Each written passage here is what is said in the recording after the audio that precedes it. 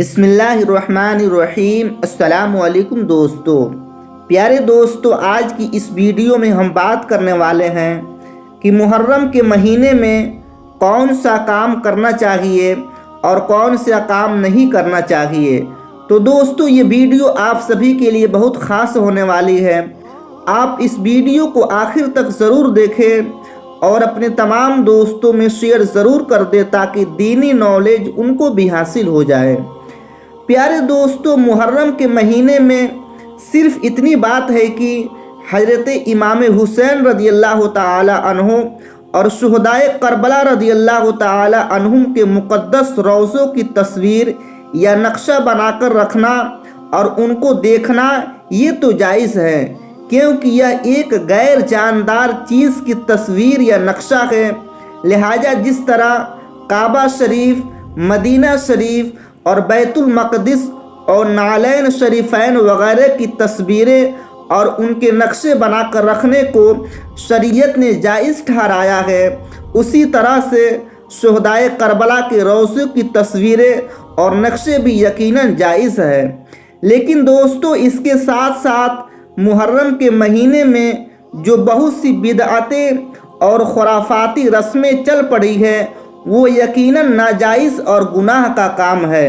مثال کے طور پر ہر سال سینکڑوں ہزاروں روپے کے خرچ سے روضہ کربلا کا نقشہ بنا کر اس کو پانی میں ڈبو دینا یا زمین میں دفن کر دینا یا جنگلوں میں پھینک دینا یہ یقیناً حرام اور ناجائز ہے، کیونکہ یہ اپنے مال کو برباد کرنا ہے، اور ہر مسلمان جانتا ہے کہ مال کو ضائع اور برباد کرنا حرام اور ناجائز ہے۔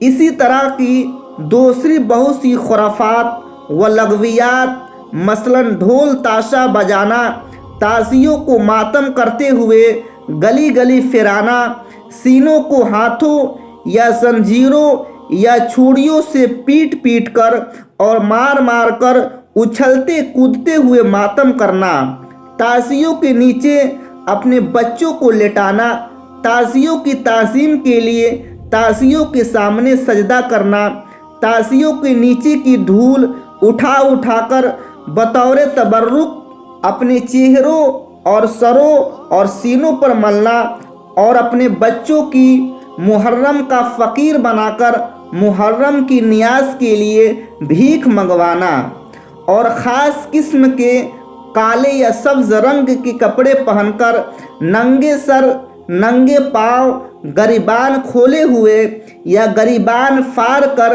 گلی گلی بھاگے بھاگے پھرنا وغیرہ وغیرہ قسم قسم کی لغویات اور خرافات کی رسمیں جو مسلمانوں میں پھیلی ہوئی ہے، یہ سب ممنوع اور ناجائز کا کام ہے۔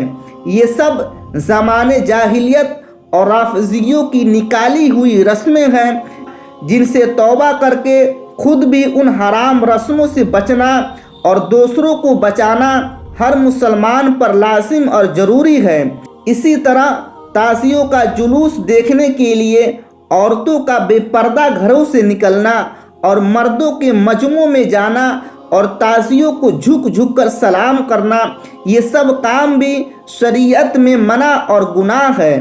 دوستو، محرم کی 10ویں تاریخ جس کا نام یوم عاشوراء ہے، دنیا کی تاریخ میں یہ بڑا ہی عظمت اور فضیلت والا دن ہے۔ یہی وہ دن ہے کہ اس میں حضرت آدم علیہ السلام کی توبہ قبول ہوئی۔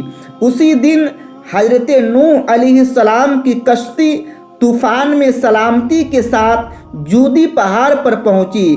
اسی دن حضرت ابراہیم علیہ السلام پیدا ہوئے، اور اسی دن آپ کو خلیل اللہ کا لقب ملا، اور اسی دن آپ نے نمرود کی آگ سے نجات پائی۔ یہی وہ دن ہے کہ حضرت سلیمان علیہ السلام کو سلطنت ملی۔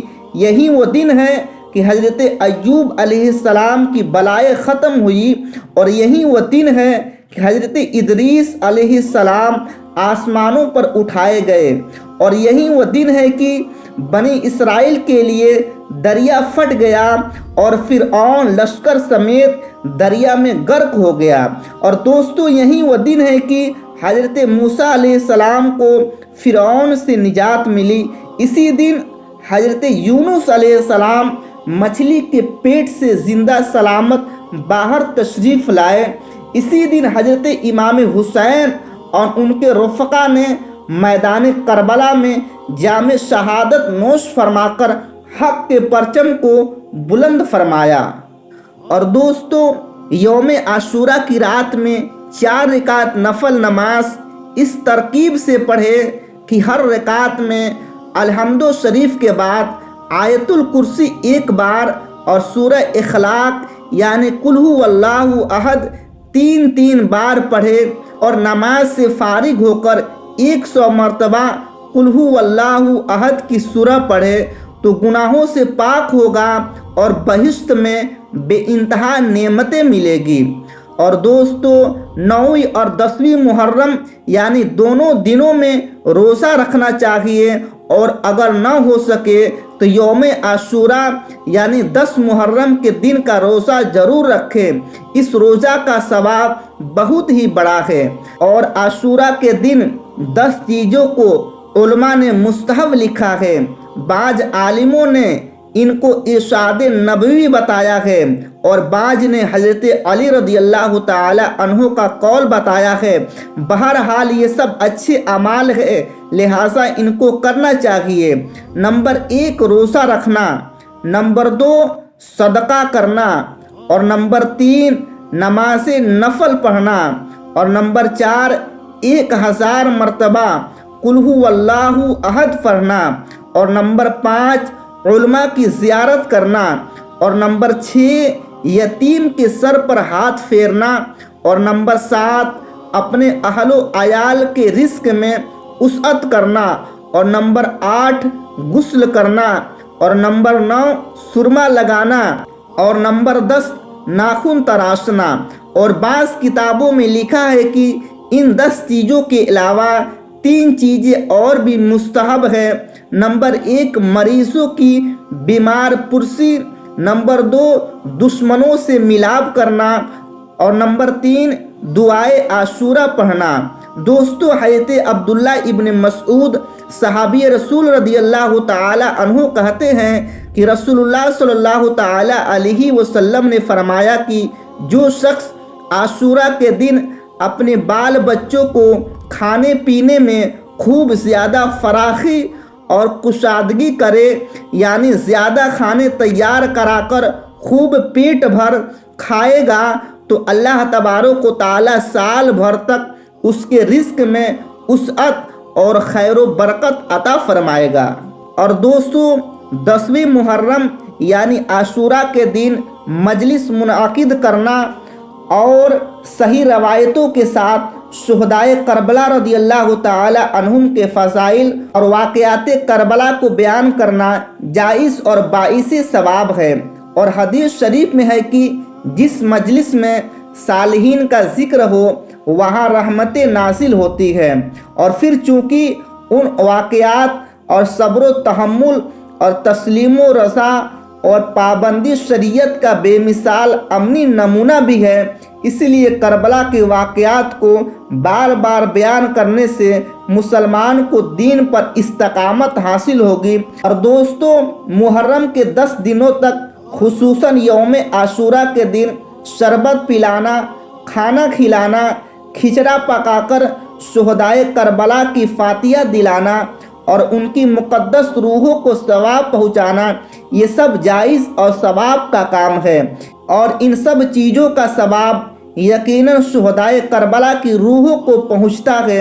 اور اس فاتحہ اور ایصال ثواب کے مسئلہ میں حنفی، شافعی، مالکی اور حنبلی اہل سنت کے چاروں اماموں کا اتفاق ہے۔